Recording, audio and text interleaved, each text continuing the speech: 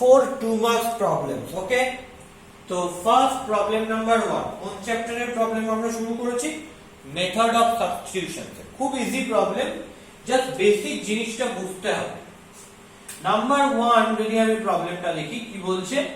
Integration x square cos x cube dx। এটাকে integrate করব কি করে? তো আমি আগেই বলেছি মেথড অফ সাবস্টিটিউশন কি একটা ওয়ে, যেই ওয়েতে ইন্টিগ্র্যান্ডটা কোনো একটা জটিল ফাংশন থাকলে সেটাকে আমরা সাবস্টিটিউট করতে পারি, করে কি করতে পারি? সহজ একটা ফাংশন জেনারেট করতে পারি। ঠিক আছে, যার ইন্টিগ্রেশন করা সম্ভব, যার ইন্টিগ্রেশন করার কোনো স্ট্যান্ডার্ড রুল আছে। এটার ইন্টিগ্রেশনের কোনো স্ট্যান্ডার্ড ফর্মুলা কিন্তু আমার জানা নেই, তাহলে এটাকে আমায় স্ট্যান্ডার্ড ফর্মুলায় কনভার্ট করতে হবে। কি করে কনভার্ট করা যায়? একটা জিনিস খেয়াল করে দেখো, cos এর ভিতরে x কিউব রয়েছে, বাইরে x স্কয়ার রয়েছে। আচ্ছা, আমি যদি x কিউব, যেটা cos এর ভিতর অ্যাঙ্গেল হিসেবে রয়েছে, সেটাকে z ধরে সাবস্টিটিউট করি, তাহলে দেখি কি হয়। তাহলে let x cube equal to z, এরপর কি নিতে হবে? ডিফারেন্সিয়াল নিতে হবে। d of x cube equal to d of z। d of x cube মানে কি হয়? আমি বলেছি প্রথমে x কিউবের ডেরিভেটিভ করতে হয়, করলে কি হবে? 3x square. তার সাথে কি করতে হয়? তার সাথে x এর ইনক্রিমেন্টটা মাল্টিপ্লাই করতে হয়। কেন? কারণ আমি এখানে x এর ইনক্রিমেন্ট দিয়ে প্রথমে ডিভাইড করেছিলাম যখন কিনা আমি ডেরিভেটিভ করছি, তাই কি করতে হবে? x এর ইনক্রিমেন্টটা আমায় এর সাথে মাল্টিপ্লাই করতে হবে। তাহলে 3x square dx equal to dz। তাহলে মোদ্দা কথা হচ্ছে, এখান থেকে এটা খুব স্পষ্টভাবে বোঝা যাচ্ছে, যাকেই আমি সাবস্টিটিউট করি না কেন, যেমন এখানে আমি x কিউব কে সাবস্টিটিউট করেছি, x cube equal to z another independent variable এর সাহায্যে। তো যাকেই আমি সাবস্টিটিউট করি না কেন, খেয়াল করতে হবে তার ডেরিভেটিভটা যেন কোনোভাবে এই ইন্টিগ্র্যান্ডের মধ্যেই থাকে। এখন x কিউবের ডেরিভেটিভ করলে 3x স্কয়ার, আমি যেহেতু এখানে ডিফারেন্সিয়াল নিয়েছি তাই তার সঙ্গে একটা dx রয়েছে, আর that is equal to dz হয়েছে। খেয়াল করে দেখো, x স্কয়ার dx টা কি হবে? 1/3 dz হবে। ওকে, এবারে x স্কয়ার dx টা, তার মানে x কিউবের ডিফারেন্সিয়াল নিলে যেটা পাবো সেইটা পুরোটা অথবা তার একটা পার্ট যেন অঙ্কের মধ্যে থাকে, ইন্টিগ্র্যান্ডের মধ্যে থাকে, এটা আমায় দেখতে হবে। খেয়াল করে x স্কয়ার dx রয়েছে তো ইন্টিগ্র্যান্ডের মধ্যে, এই পার্টটা, তাহলে আমি x স্কয়ার dx এই যে পার্টটা রয়েছে এটার জায়গায় লিখতে পারি 1/3 dz, লিখে দিলাম। আর cos x কিউব মানে কি? cos x কিউব মানে হচ্ছে cos অফ z। পরিষ্কার? 1/3 বাইরে চলে এলো, 1/3 integration cos of z dz। দেখো এটা স্ট্যান্ডার্ড ফর্মে চলে গেছে। ইন্টিগ্রেশন cos x dx এর রেজাল্ট কি? sin x plus c। তাহলে ইন্টিগ্রেশন cos z dz এর রেজাল্ট কি হবে? sin z প্লাস c হবে। তাহলে that is nothing but this, where c is integrating constant, where c is integrating constant। তো আমি এখান থেকে কি পাচ্ছি? 1/3 sin z plus c by 3। এবার আমাকে অ্যানসারটা z এ রাখলে হবে না, কেন? কারণ আমার প্রবলেমটা ছিল x দিয়ে এবং তাকে ইন্টিগ্রেট করতে বলেছিল উইথ রেসপেক্ট টু x। তাহলে প্রবলেমটা আমাকে কি করতে হবে? z থেকে x এ কনভার্ট করে নিয়ে যেতে হবে। তাহলে z এর জায়গায় কি বসাবো? x কিউব বসিয়ে দেব। তাহলে 1/3 sin z means কি? x cube plus c by 3, where c is integrating constant, and that is your answer, and that is your answer। So এটা হচ্ছে problem number 1, very easy problem, সহজেই করা সম্ভব। এবার next problem যাচ্ছি, problem number 4.2। Intermediate যে প্রবলেমগুলো রয়েছে সেগুলো তোমরা দেখবে যে তাকে সাবস্টিটিউট করলে, কাকে জেড ধরলে আমি তার ডেরিভেটিভটা অথবা ডেরিভেটিভের কিছুটা পার্ট ওই অঙ্কের যে ইন্টিগ্র্যান্ডটা রয়েছে, যার ইন্টিগ্রেশন করা হচ্ছে, সেটার মধ্যে পাবো। যদি পাই তাকেই আমি জেড ধরে নেব। এই জেড ধরাটা সেটা নিজের উপর ডিপেন্ড করছে। ওকে, এটা খেয়াল রাখতে হবে যে যাকেই জেড ধরি না কেন, তার যদি ডেরিভেটিভ করি তাহলে তার একটা পার্ট অথবা সম্পূর্ণ ডেরিভেটিভটা যেন যার ইন্টিগ্রেশন করছি সেই ইন্টিগ্র্যান্ড এর মধ্যে থাকে। ওকে, নেক্সট প্রবলেমে আসি।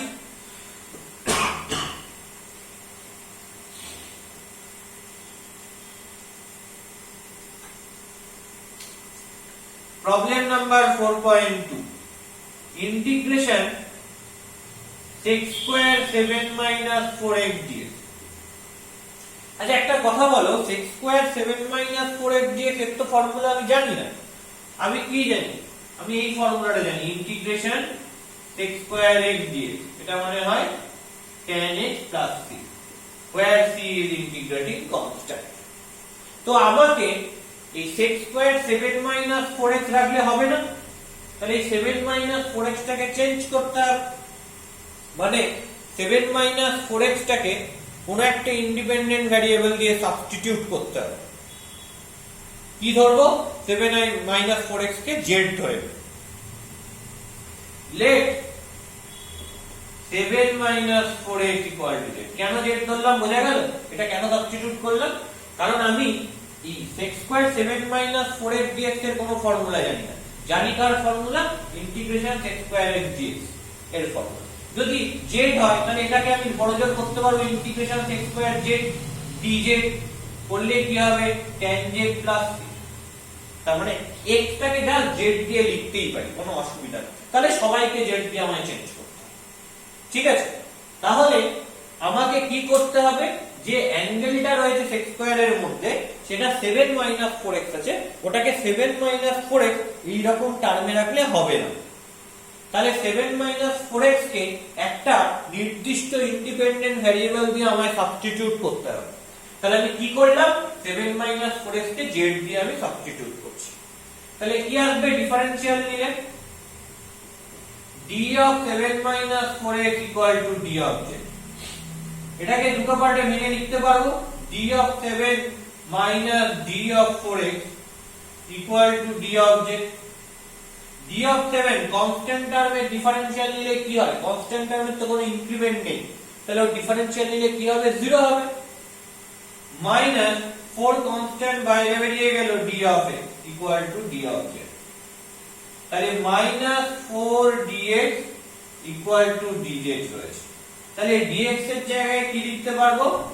dx এর জায়গায় লিখতে পারবো মাইনাস 1/4 dz। চেঞ্জ করে ফেলি। ইন্টিগ্রেশন sec স্কয়ার 7 - 4x কে লিখছি কি z, dx কে চেঞ্জ করছি কিভাবে? Minus 1/4 dz। মনে রাখবে কোনো একটা স্টেপে x আর z কিন্তু সাবস্টিটিউট করার সময় যেন একসাথে মিশে না যায়। ধরো এই স্টেপে এক জায়গায় এখানে z বসালাম, আবার এখানে x বসালাম, মানে integration sec square z dx, সেটা কিন্তু কোনোভাবেই সম্ভব না। যখন সাবস্টিটিউট করব তখন আমি একইবারে x থেকে পুরো z এ রিপ্লেস করে দেব। মানে ধরো কোনো একটা স্টেপে, যেমন এই স্টেপটায় পুরো x ছিল, আমি যখন z এ কনভার্ট করছি সাবস্টিটিউশনের দ্বারা, তখন আমি একবারে x থেকে z এ কনভার্সন করে নিচ্ছি। এখানে z x একসাথে মিলিয়ে লিখছি না, সেরকম ভাবে কিন্তু লেখা যায় না। হয় আমি পুরোটাকে x এ রাখবো, নয় আমি পুরোটাকে z এ কনভার্ট করে নিয়ে যাব। পরিষ্কার? আশা করছি ক্লিয়ার হয়েছে। তাহলে কি হবে? মাইনাস 1/4 কনস্ট্যান্ট বেরিয়ে যাবে, integration sec square z dz।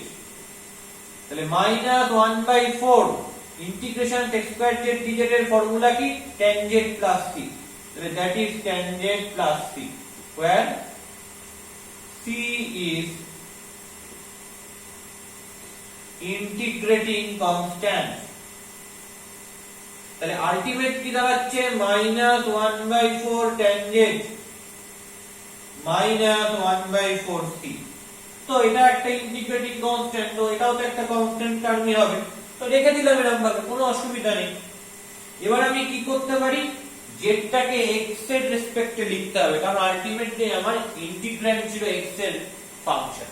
তাহলে আমি লিখবো -1/4 tan z মানে কি 7 - 4x লিখে দিলাম -1/4 c, and that is your answer where c is integrating constant।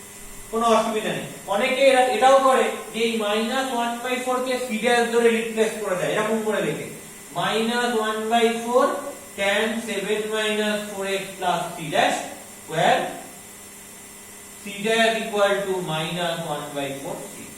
তো একই ব্যাপার, এই দুটোর মধ্যে আলাদা কিছু নেই। এরকম ভাবে লিখে দিলেও যা হবে, এটাকে চেঞ্জ করে c dash দিয়ে রাখলেও তাই হবে, দুটোই ঠিক অ্যানসার। ওকে, তো আমি 4.2 কমপ্লিট করলাম। আমি কিন্তু সব ছোট ছোট বিষয়গুলো যেগুলো অঙ্ক করবার জন্য খুব ইম্পর্টেন্ট, সেই জায়গাগুলো কিন্তু বারবার মনে করিয়ে যাচ্ছি। তো এই জায়গাগুলো কিন্তু খুব ইম্পর্টেন্ট এবং এই জায়গাগুলো খুব সুন্দর করে মাথায় রাখার চেষ্টা করব। এরপরে আসছি নাম্বার 7 এ। এরপরে আসছি কিসে? নাম্বার 7 এ।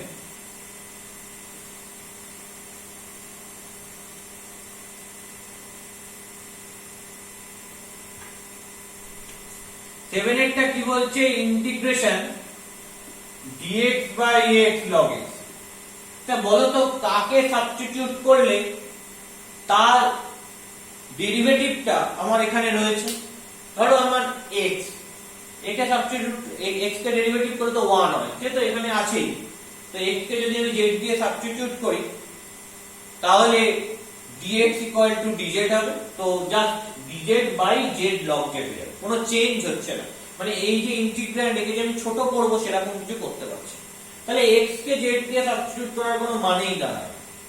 কিন্তু যদি তুমি log x টাকে z দিয়ে সাবস্টিটিউট করো তাহলে কি কিছু মিনিং হয়? দেখি কিছু মিনিং হয় কিনা। আলাদা করে আমি ইন্টিগ্র্যান্ডটাকে কিছু ছোট করতে পারি কিনা, আলাদাভাবে ইন্টিগ্র্যান্ডটাকে কোনো স্ট্যান্ডার্ড ফর্মুলাতে নিয়ে যেতে পারি কিনা। তাহলে আমি কি করছি? log x কে z ধরছি। এবার দুদিকে ডিফারেন্সিয়াল নিতে হবে। d of log x equal to d of z। আমি কি শিখিয়েছি? ডিফারেন্সিয়াল করতে হয় কিভাবে? প্রথমে যেটা ডিফারেন্সিয়াল নিচ্ছি তার ডেরিভেটিভ করতে হয়। তাহলে log x এর ডেরিভেটিভ করে তাহলে 1/x, তাকে মাল্টিপ্লাই করতে হবে কি দিয়ে? যার রেসপেক্টে ডেরিভেটিভ করছি তার ইনক্রিমেন্ট দিয়ে। কেন করতে হবে সেসব থিওরিতে আমি ডিটেইলসে বলেছি কেন এটা করতে হবে। তো তার ইনক্রিমেন্ট মানে x এর রেসপেক্টে ডেরিভেটিভ করেছি, তার ইনক্রিমেন্টটা কি? dx, এটা দিয়ে মাল্টিপ্লাই করলাম ইকুয়াল টু dz। তাহলে আমার কথা হচ্ছে এই যে dx by x equal to dz পেলাম, এই জিনিসটা কি এই ইন্টিগ্র্যান্ডের মধ্যে রয়েছে? অবভিয়াসলি রয়েছে। কোনটা? দেখো dx by x পুরো সাজানো রয়েছে। যেহেতু dx by x এই পার্টটা এই ইন্টিগ্র্যান্ডের মধ্যে রয়েছে, তাই জন্য আমি log x কে z দিয়ে সাবস্টিটিউট করতে পারি, যদি আমি কিনা চাই। অবভিয়াসলি ডিপেন্ড করছে, যদি আমি চাই তবেই সাবস্টিটিউশন করতে পারি। তাহলে dx by x এর জায়গায় dz বসিয়ে দিলাম, বাই log x মানে z, তাহলে z করে দিলাম। বলো ইন্টিগ্রেশন dz by z এর ফর্মুলা কি? log mod z plus c, standard result. Okay, তাহলে কি পাচ্ছি? where c is integrating constant। এবার আমাকে অ্যানসারটা x দিয়ে লিখতে হবে। তাহলে z এর জায়গায় x টা দিয়ে ফাংশনটা বসিয়ে দিই, মানে z এর জায়গায় কি বসিয়ে দেব? log x বসিয়ে দেব। কি হবে? log of mod of log x plus c। Okay, so that is your answer, that is your answer। তো প্রবলেম নাম্বার 7 টা হয়ে গেল। খুব সোজা চ্যাপ্টার, যদি একটু ধৈর্য ধরে একটু ভাবনা চিন্তা করে করা যায় তাহলে কোনো প্রবলেমই হবে না। এবার চলে আসছি নাম্বার 10। নাম্বার 10 টা খুব ইজি, কিন্তু কেন নাম্বার 10 টা নিলাম তার একটা কারণ আছে। এই নাম্বার 10 এর প্রবলেমটার সাহায্যে আমি একটা টেকনিক বলতে চাইবো। কি টেকনিক? যে integration dx by root over ax plus b। মনে রাখবে, যখন কোনো একটা এক্সপ্রেশন রুটের ভেতর থাকে তখন সেই এক্সপ্রেশনটাকে কিভাবে ধরতে হয়। ধরো এই ax plus b টা কি রয়েছে, রুটের ভেতর রয়েছে, তো আমার টার্গেট হবে, আমার অ্যাপ্রোচ হবে এই ax plus b যেটা কিনা রুটের ভেতর রয়েছে সেটাকে রুট থেকে বার করা। এখন কোন একটা টার্মকে রুট থেকে বার করব কি করে, যদি সেই টার্মটাকে হোল স্কয়ার ফর্মে লিখতে পারি তবেই সেটাকে রুট থেকে বার করতে পারবো। তাই জন্য x plus b কে শুধুমাত্র z দিয়ে সাবস্টিটিউট করলে হবে না, কি দিয়ে সাবস্টিটিউট করতে হবে, এটাকে যাতে আমি হোল স্কয়ার ফর্মে লিখতে পারি সেটা দেখতে হবে, তাই জন্য এটাকে আমি z স্কয়ার দিয়ে সাবস্টিটিউট করব। তাহলে কি বললাম, let ax plus b equal to z square. তার মানে আমার ইন্টেনশন হবে কোন একটা অঙ্কের মধ্যে যদি রুট যুক্ত টার্ম থাকে তাহলে রুটের ভেতর যে এক্সপ্রেশনটা রয়েছে সেই এক্সপ্রেশনটাকে z স্কয়ার দিয়ে সাবস্টিটিউট করা, যাতে ওই এক্সপ্রেশনটার জায়গায় z স্কয়ার বসালে রুট থেকে আমি টার্মটাকে বার করে নিয়ে চলে আসতে পারি। দেখো এই এক্সপ্রেশনটার জায়গায় যদি z স্কয়ার বসিয়ে দাও তাহলে root over of z square হবে, তাহলে রুট থেকে কি হয়ে যাবে, root over of z square মানে কি শুধু z, তার মানে রুট থেকে কি হবে, z টা বেরিয়ে যাবে। ওকে, তাহলে আমার ইন্টেনশন কিন্তু খুব ক্লিয়ার। কি আমার ইন্টেনশন, যে রুটযুক্ত পদ যখন থাকবে তখন রুটের ভেতর যে টার্মটা রয়েছে সেটাকে আমায় z স্কয়ার ধরতে হবে। পরিষ্কার? এই জিনিসটা কিন্তু একদম কানের মধ্যে ঢুকিয়ে নাও, ঠিক আছে? যে রুটযুক্ত পদ যখন থাকবে তখন রুটের মধ্যে যেটা রয়েছে সেটাকে z স্কয়ার ধরতে হবে। কেন ধরতে হয়, কারণ সেটা যদি z স্কয়ার ধরি তাহলে z হিসেবে রুটের বাইরে বার করতে পারবো, এই রুটযুক্ত টার্মটাকে আমি এই ইন্টিগ্র্যান্ড থেকে অফ করতে পারবো। পরিষ্কার? তো তাই জন্য আমি x plus b কে z স্কয়ার ধরলাম। এবার ডিফারেন্সিয়াল নিচ্ছি, যে d of ax plus b equal to d of z square. Okay, এটা থেকে কি আসবে, d of ax plus d of b equal to d of z square. মানে কি, মানে হচ্ছে 2z dz। আমি বলেছি z স্কয়ারের আগে ডেরিভেটিভ করতে হয়, কার রেসপেক্টে করতে হয়, z এর রেসপেক্টে, যেহেতু এটা z এর ফাংশন, তাহলে 2z হবে, তারপর z এর ইনক্রিমেন্ট যার রেসপেক্টে ডেরিভেটিভ করছি তার ইনক্রিমেন্ট দিয়ে মাল্টিপ্লাই করতে হয়, তাই dz দিয়ে আমি গুণ করে দিলাম। তাহলে আলটিমেটলি এখানে কি হলো, a কনস্ট্যান্ট বাইরে চলে গেল, dx প্লাস কনস্ট্যান্ট টার্মে ডিফারেন্সিয়াল নিলে 0 ইকুয়াল টু 2z dz। তাহলে a dx equal to 2z dz। তাহলে dx মানে কি, 2z বাই a dz। পরিষ্কার?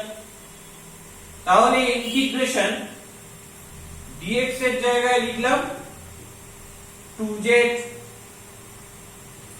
By a dz by root over of x plus b এর জায়গায় বসিয়ে দিলাম z স্কয়ার। তার মানে কি পাচ্ছি, 2z by a by root over of z square করলে z dz, এই z z ক্যান্সেল আউট হয়ে গেল। তাহলে কি, 2 বাই a কনস্ট্যান্ট বাইরে বার করে দিচ্ছি, 2 বাই a ইন্টিগ্রেশন dz। তার মানে কি পাচ্ছি, 2 by a into z plus c। কারণ ইন্টিগ্রেশন অফ dz করলে তো z প্লাস c হয় না, where c is integrating constant, where c is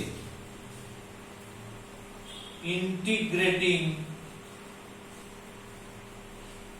constant। তাহলে আলটিমেটলি কি হবে, 2 by a into z plus 2c by a। অনেকেই 2c বাই a টাকে c ড্যাশ ধরে নিতে পারবে, তাহলে এটাকে বলতে পারি 2 বাই a, z টাকে কি ধরেছিলাম, দেখো z স্কয়ার মানে ax প্লাস b ধরেছিলাম, তাহলে এখান থেকে আমি z টাকে লিখতে পারি root over ax plus b। পাশে লিখে দিতে হবে টেকিং পজিটিভ স্কয়ার রুট, লিখে দিতে হবে কি, টেকিং পজিটিভ স্কয়ার রুট। তার মানে এখানে আলটিমেটলি কি হচ্ছে, 2 বাই a, z এর জায়গায় লিখে দিলাম root over ax plus b plus c dash, where c dash equal to 2c by a, যেটা পুরোটাই কনস্ট্যান্ট। তো এটা কি হয়ে যাবে, এটা আমার অ্যানসার হয়ে যাবে। তো এই হচ্ছে নাম্বার 10। আশা করি বোঝা গেছে, কোনো অসুবিধা হয়নি। এবং এভাবে কনসেপ্টটা আস্তে আস্তে ক্লিয়ার হবে যে কিভাবে সাবস্টিটিউট করতে হয়। ওকে।